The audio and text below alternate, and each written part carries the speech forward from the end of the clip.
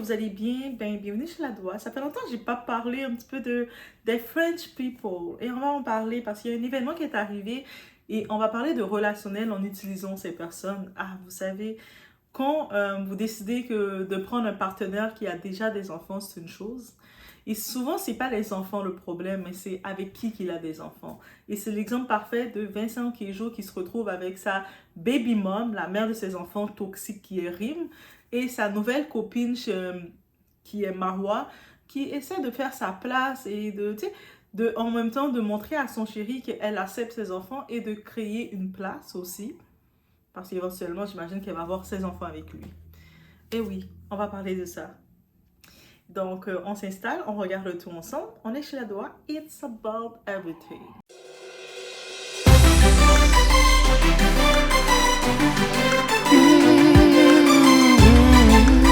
Donc, dans les actualités, les fameuses actualités françaises, qu'est-ce qu'on a pu voir rapidement passer? C'était l'anniversaire, le 4e anniversaire de l'aînée, la petite fille de Vincent Queijo et de la mère de son enfant, sa baby mom, baby mama, Rim. Et là maintenant, dans cet anniversaire, on voit que Marwa, elle essaie d'être présente, d'être attentionnée, d'être aux côtés de son chéri. Et surtout que elle et son chéri parlent qu'ils veulent aussi créer leur famille éventuellement. Donc, elle lui montre aussi son côté un peu maternel, un peu belle-mère, qu'elle voit ses enfants. Donc, ça, c'est sérieux. On sait qu'ils se sont rencontrés, ils se sont mis ensemble lors du tournage La Villa des Cœurs Brisés. Ah, c'est ceux qui ne savent pas, ils vont dire, c'est quoi La Villa des Cœurs Brisés? C'est quoi que tu nous dis là? C'est une émission de télé-réalité française, oui, où ce que plusieurs candidats de télé-réalité se retrouvent dedans. J'en avais parlé pour parler du phénomène Neverly. Bref, vous avez vu, allez voir ou pas. Mais là maintenant, Vincent Queijo, il a fait plusieurs participations et souvent quand il fait des participations, il trouve l'amour dans cette émission. Cette émission l'apporte chance. On va dire que c'est là qu'il a rencontré la mère de ses enfants, sa baby mom. Oui, je l'appelle baby mom. Il a rencontré Rim. Rim, là, j'étais partagée avec elle. Beaucoup de personnes semblent vouloir dire « Ah, Rim est super belle et tout », mais la beauté ne suffit pas.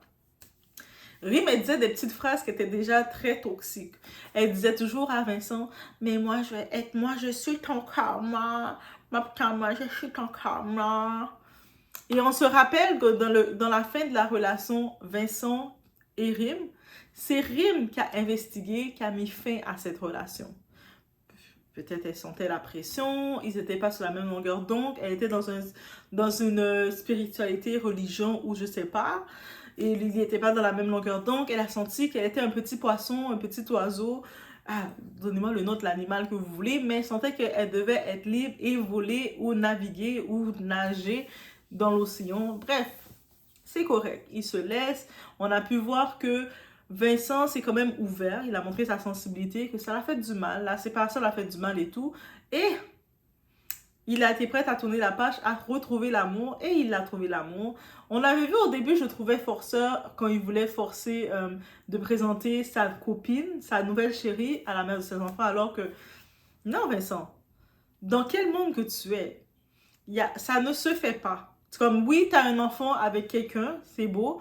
C'est sûr que tu as un enfant, tu es responsable d'avoir une partenaire ou un partenaire qui va être correct pour tes enfants. Mais tu n'as pas à présenter ton partenaire à la mère de tes enfants ou, mesdames, vous allez avoir vos partenaires, vous allez venir le présenter au père de vos enfants. Pourquoi? Ils ne sont pas les juges, ils ne sont pas vos parents, là. Donc, le monde, on dirait, vous avez oublié c'est quoi, là, c'est quoi? Donc, éventuellement, oui, si tu as un partenaire sérieux, la mère des enfants, il va savoir. Et là, maintenant, là, on se rend compte que Rim est aussi toxique et aussi malsaine et aussi vicieuse et elle en profite pour faire de quoi. Et c'est pour ça que beaucoup de femmes, quand on entend un homme a des enfants, la première chose qu'on se dit, c'est quoi ta relation avec cette femme-là? Est-ce qu'elle a vraiment tourné la page? Est-ce que vous êtes dans une relation cordiale pour l'éducation, le bien-être de l'enfant ou des enfants que vous avez ensemble? Ou la femme, elle a des envies comme, elle veut plus être avec toi, mais elle veut pas que tu sois avec quelqu'un d'autre parce qu'elle veut pas que tu la remplaces? Il y a des femmes comme ça.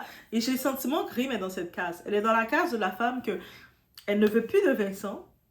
Elle veut patiner, elle veut s'envoyer en l'air, elle veut faire tout ce qu'elle veut faire, mais en même temps, elle veut que Vincent reste toujours pas loin à ses pieds. Reste toujours une petite option, une petite carte, elle est là. Bon, ben j'ai ma petite carte Vincent de temps en temps. Et ça, c'est là qu'on se rend compte qu'elle est très toxique. Mais déjà, quand j'entendais des fois dire des choses, je me disais, c'est pas la maladresse, elle est vraiment toxique.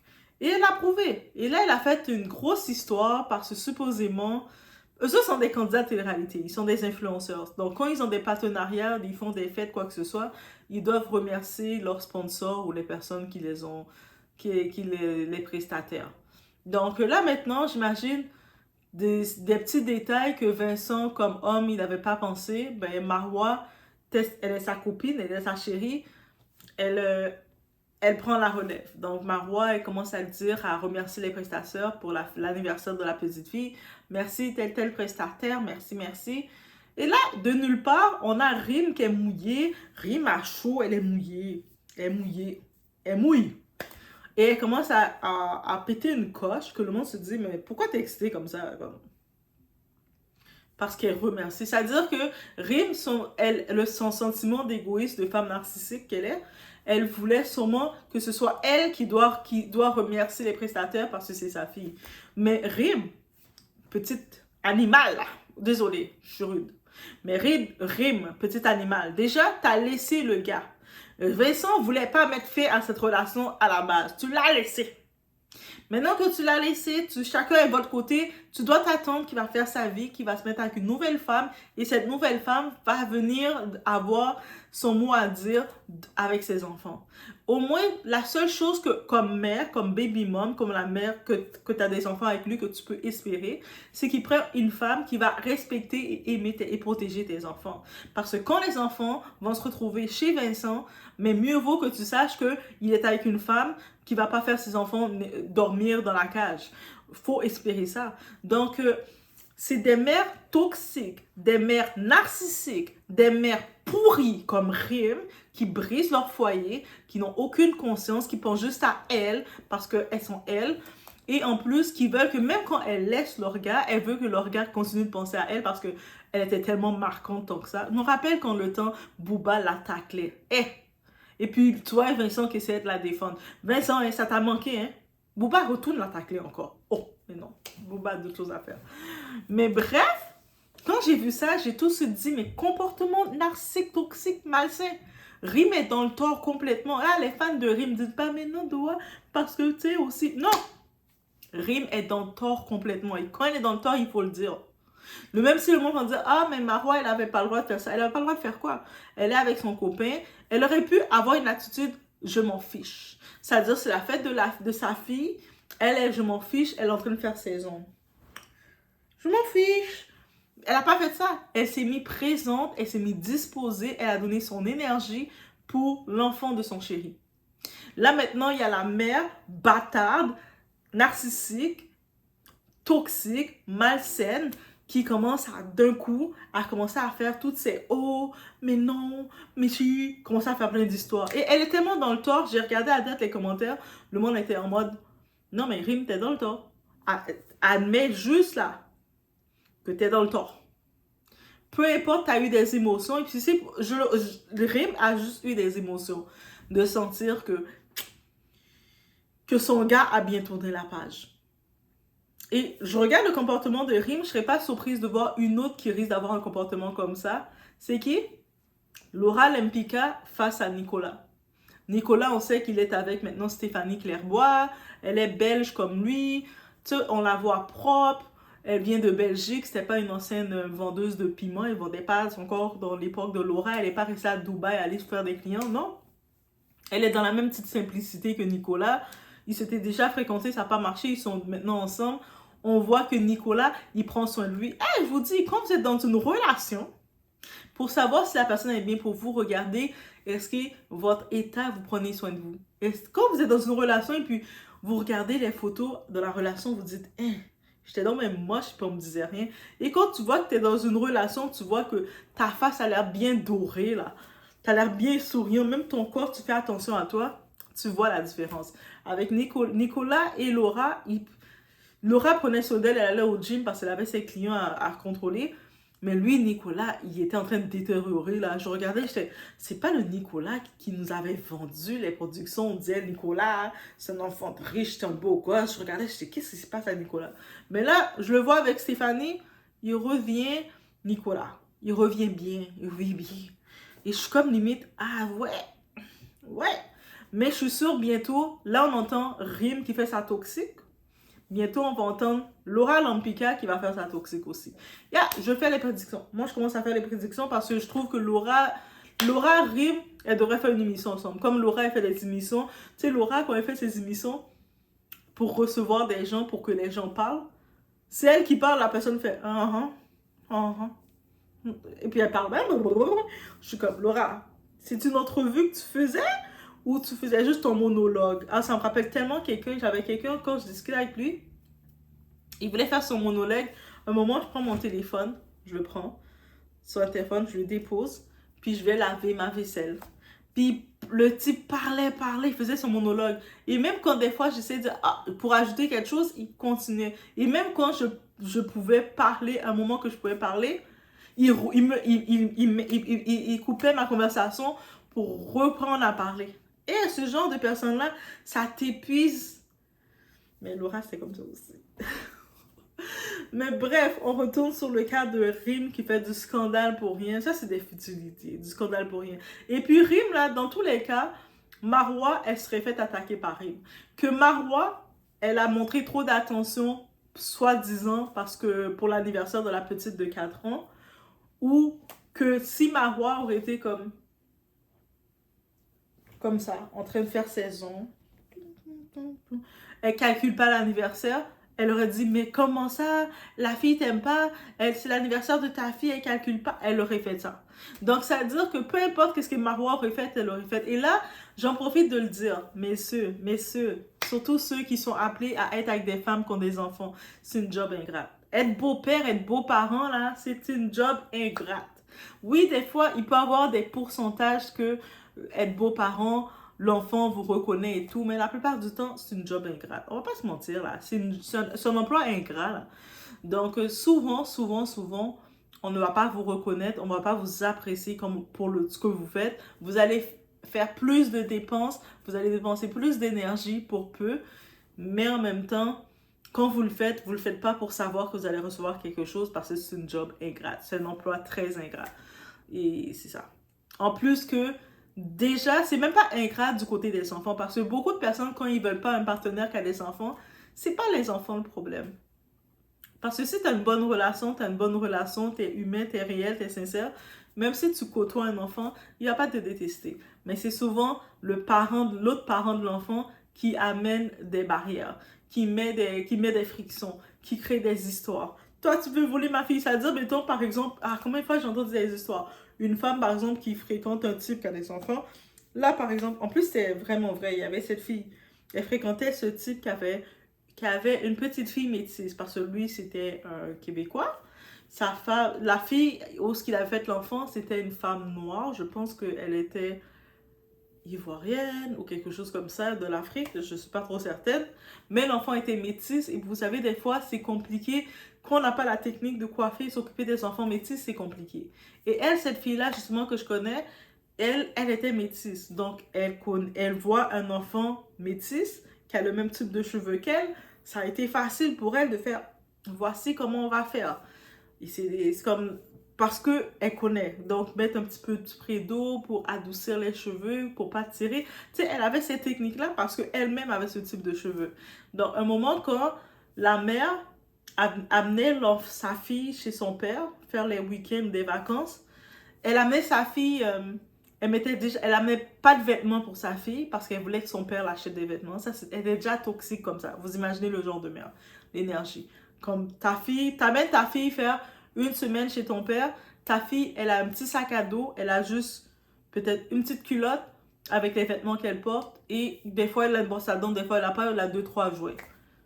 C'est comme ça que ta fille a fait sa valise pour aller faire une semaine, dormir une semaine. Juste parce que la mère de cette fille-là, toxique comme elle est, c'était une rime, on va l'appeler une rime. Elle s'est dit, moi je veux pas comme lui mettre les vêtements pour son père doit dépenser. Là, en effet, son père avait sa nouvelle chérie, ils vont au magasin réellement, ils ont acheté les choses. Et le père, il y a des petits détails il pensait pas rapidement. Il a acheté, mettons, des vêtements, 2, 3 choses. Mais sa copine, sa chérie, elle a dit, elle a besoin d'une culotte, elle a besoin de son savon, elle a besoin de son huile, elle a besoin de son shampoing. Tu sais, elle pensait à des détails qu'une femme, des fois, va plus penser qu'un homme va penser à la base. Et là, il est temps d'arranger les cheveux de la fille parce qu'ils vont pour sortir. Les cheveux de la petite fille étaient en touffe, emmêlés comme un lion. Elle avait des gros cheveux, tu sais, vous savez, les gros cheveux fournis en lion des petites enfants métisses. Elle avait ces cheveux-là. Là, la fille a fait OK. Elle avait acheté des petits produits, du shampoing, elle a lavé les cheveux. En plus, la fille avait des poux. L'école de la fille avait dit que... Imaginez comment la mère était méchante. La propre mère, elle a même pas fait l'entretien de les cheveux de sa fille, que sa fille avait des poux. Il n'y avait pas de soin. Même son père, je pense qu'il avait pris les photos et puis il avait fait une plainte. Là, je pense à ce jour, c'est le père qui a la garde de sa fille. Juste pour vous dire. Donc, là, elle a arrangé la fille. C'est-à-dire que le moment quand la fille est venue chez son père, elle était comme un enfant qui était pas chez sa mère. Le moment quand sa mère devait venir la prendre, sa mère était fâchée de voir qu'on avait tressé ses cheveux. Elle a fait 2 petites tresses. C'est pas des grosses tresses, 2 tresses, comme 2 tresses normales. Et qu'elle a vu sa fille avait des beaux vêtements. Elle a vu quoi encore? Ses cheveux étaient emmêlés parce qu'on ne s'occupait pas de ses cheveux, donc on avait dû couper un peu les pointes. Sa mère commençait à s'énerver, à l'insulter. Comment as-tu osé toucher les cheveux de ma fille? T'es qui, toi? Elle commençait à faire des scènes. Et c'était comme, mais, t'as vu l'état que t'as laissé l'enfant? Et elle n'a pas dit merci que tu t'as pris soin de mon enfant. Tu aurais pu laisser mon enfant dormir dans une cage. Non, tu as pris soin de mon enfant comme si c'était ta propre fille.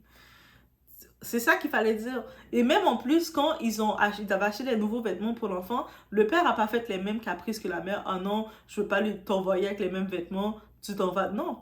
Il avait acheté une belle petite valise et puis il a mis les vêtements neufs dans sa valise parce que l'enfant est content d'avoir des vêtements neufs. Et puis il l'a fait partir. Donc sa mère voyait, elle avait une belle valise neuve, ses cheveux bien arrangés. Elle avait des petits pots de crème à la vanille. Sa mère elle sort de l'auto, elle commence à injurier, insulter la copine du père. Comment as-tu osé t'occuper de mon enfant? Tu te prends pour sa mère, t'es pas sa mère. À ce jour, elle n'a pas la garde de son enfant. Elle avait fait 2 autres enfants avec un autre Québécois. Il a pris la garde aussi. Donc, elle n'a aucune garde. Là, je pense que cette femme-là, elle a peut-être 4 ou 5 enfants. C'est le genre de femme qui fait beaucoup d'enfants. Je pense que elle n'a pas la garde d'aucun enfant. De toute façon, quand tu perds la garde de l'enfant, tu es une femme. Même quand tu accouches, il y a déjà les travailleurs sociaux, il y a déjà toutes les centres de protection de la jeunesse qui sont en train de te surveiller comme ça. Ils sont comme ça. Ils sont en train déjà, l'enfant est dans ton ventre, ils sont déjà en train de regarder dans quelle famille que l'enfant va être placé. Donc, faut faire attention, hein. Vous faites des enfants, vous en occupez pas. Après, vous êtes là, l'enfant, c'est moi la mère, c'est une bénédiction. C'est mes bénédictions, mais vous êtes leur malédiction. Vous pensez plus tard, ces enfants-là, ils vont s'occuper de vous. Bref, Mary me fait penser à ça. Donc, c'est pour ça. Je tiens juste à rajouter ça. C'était mon opinion sur le tout. Et je vous ai fait découvrir des personnages français, guys. On aime ça.